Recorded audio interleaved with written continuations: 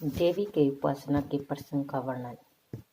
नारद जी ने पूछा, महाराज, देवी के आराधन रूपी श्रेष्ठ धर्म का क्या स्वरूप है तथा किस प्रकार से उपासना करने पर देवी परम पद प्रदान करती है? पूजा की क्या विधि है तथा कैसे, कब और किस स्रोत्र से आराधना करने पर भगवती दुर्गा कष्टप्रद नरक से मनुष्य का उद्धार करती है?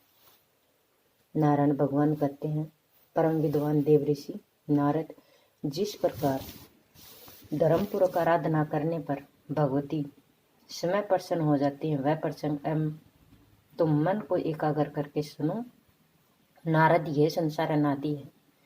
इसमें आकर जो भगवती जगदम्बिका की उपासना करता है, वह चाहे घोर से घोर संकट में क्यों न पड़ा हो, परंतु शक्ति में भगवती समय उसकी रक्षा करने में संलग्न हो जाती है। अतः प्राणी सम्यक प्रकार से देवी की पूजा करे, यही उसका परम कर्तव्य है। अब पूजा विधि सुनो। प्रतिपदा तिथि में भगवती जगदम्बा गोतघरत से पूजा होनी चाहिए, गोघरत से पूजा होनी चाहिए तथा षोडश उपचार में पूजन करके नैवेद्य के रूप में उन्हें गाय का घृत अर्पण करना चाहिए। फिर घृत ब्राह्मण को दे देना चाहिए। इसके फलस्वरूप मनुष्य कभी रोगी नहीं हो सकता। द्वितीय तिथि को पूजन करके भगवती जगदम्बिका को चीनी का भोग लगाएं और ब्राह्मण को दे दें। यो करने से मनुष्य दीर्घायु होता है। तृतीया के दिन भगवती की पूजा में दूध की प्रधानता होनी चाहिए। एक पूजन में उपरांत वह दूध ब्राह्मण को दे देना चाहिए। यह संपूर्ण दुख से मुक्त होने का एक परम साधन है। चतुर्थी के दिन मालपुए नैवेद्य अर्पण किया जाए, फिर वह योग्य ब्राह्मण को दे दें।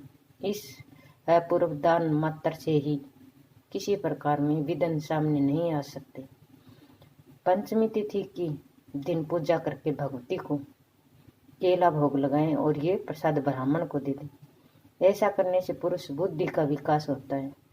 छठी तिथि के दिन देवी के पूजन में मधु का महत्व है। ये मधु ब्राह्मण के अपने उपयोग में ले सकते हैं।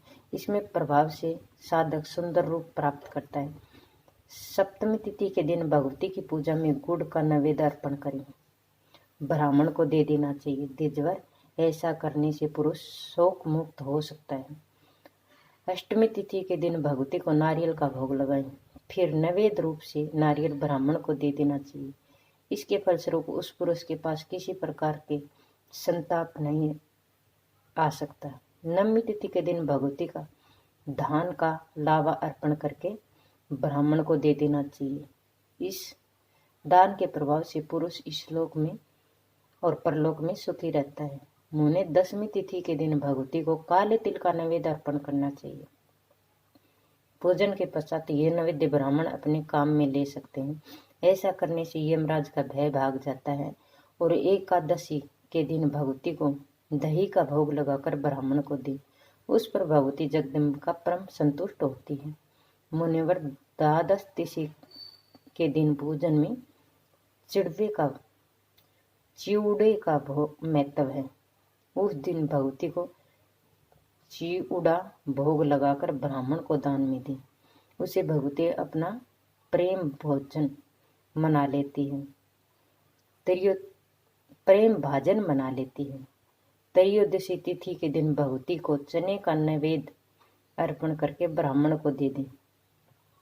इस नियम का पालन करने वाली प्रजा संतानवान हो सकती है। देवरेश, जो पुरुष चतुर्थी के दिन भगवती जगदम्बा को सत्तु भोग लगाकर ब्राह्मण को देता है, उस पर भगवान शंकर प्रसन्न होते हैं। पूर्णिमा के दिन भगवती जगदम्बिका को खीर का भोग लगाकर श्रेष्ठ ब्राह्मण को अर्पण करने वाला पुरुष अपने समस्त पितरों का उद्धार कर देता है।